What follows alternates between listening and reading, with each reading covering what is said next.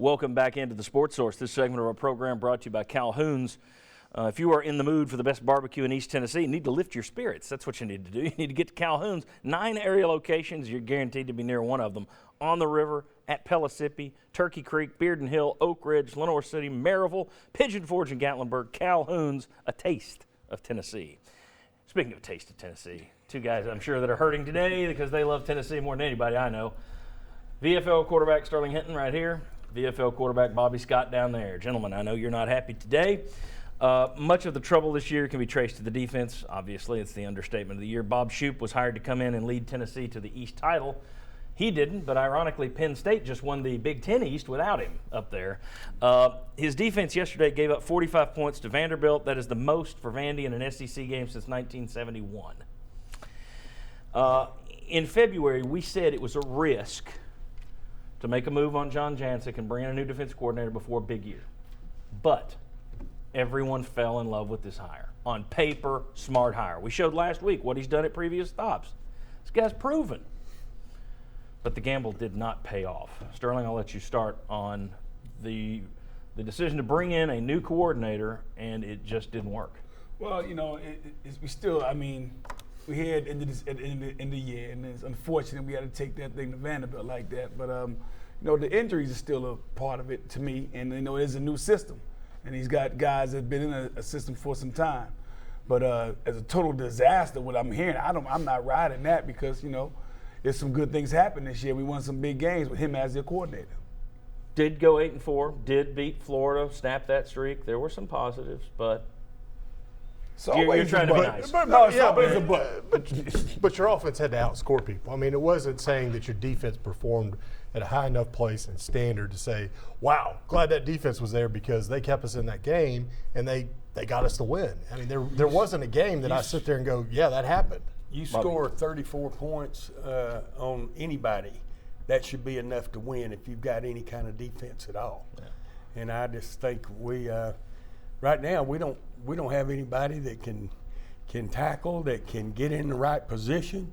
I mean, one of the things last week just killed me.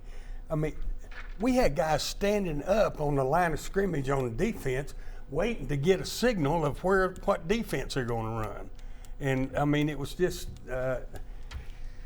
I think you put the whole thing on defense. Well, go ahead. I just want to also reiterate the fact that we lost 4 of our top 4 defensive tackles. Jalen Reeves-Maybin didn't play. We lost real, some people.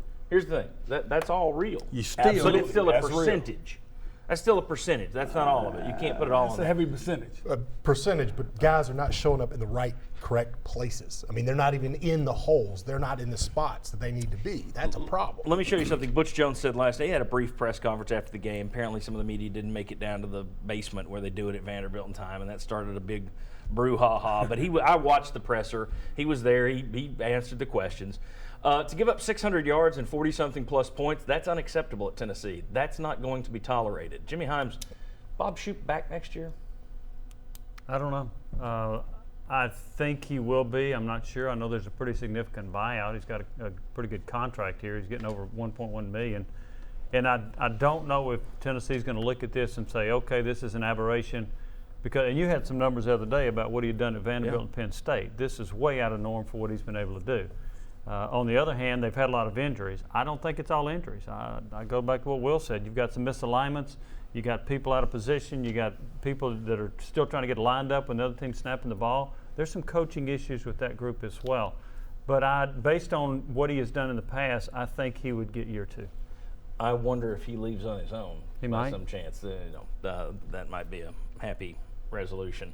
Because I don't know what the relationship is between Butch Jones and Bob Shoop right now, but I would assume it's strained. Mm-hmm. I think it would be natural in any situation like this for there to be some strain there. The guys being misaligned and everything, that could go back to what Sterling's talking about with the injuries, because you have young guys. If you're in week 6, if you're in week 7, in week 12, these guys have been, even the backups have been playing for a while. They shouldn't be misaligned. So injuries are part of it. We've said so all year, but it's not all of it. UT has had some total flops with coordinator hires. Unbelievable. I mean, which tells me I don't care who they hire next. If they do have to hire someone, I'll believe it when I see it. Dave Clawson, horrible disappointment. Monty Kiffin, not a horrible disappointment, but a disappointment. Sal Sinceri, Lord, Yeah. and then Bob Shoop. Who was the bigger disappointment of that group, Bobby? Shoop, Sinceri, Clausen, Kiffin, Monty. that is. Golly, bum, I would. That's hard to say. I mean, last year and this year are two that, where the defenses have been as bad as I've seen defenses at Tennessee. Jimmy, I'm going to go Shoop because he'd proven himself in the SEC before because he expected more. That's where I was going to go too, Oh, sorry. because of his resume, because of what you thought you were getting with him. Look, Sinceri was just a bad hire. Yeah. Okay, so when he got hired, I called around to some coaches around the league that I respect, and they're like, "What are they doing? This guy doesn't know how to match the front seven and the back four. That's not going to work." You didn't get that with Shoop, and in fact, almost everybody. I don't know anybody that didn't hail that as a very good hire. So given that and the expectations, I would have to say Shoop. Who's the biggest disappointment, guys? You get 10 cents. Just give me a name out of those coordinators. Shoot. Sterling. I'm going with Sinceri.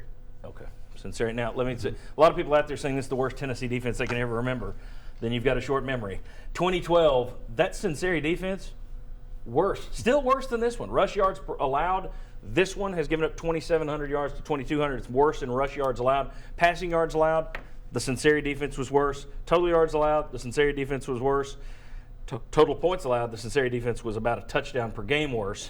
Now, you're going to play 13 games instead of 12, so the total numbers are going to change. But the per game, I still think Sinceri is going to go down as the worst ever, at least until next year. All right. When we come back, we're going to talk about Butch Jones and his future and what we would do if we were the AD.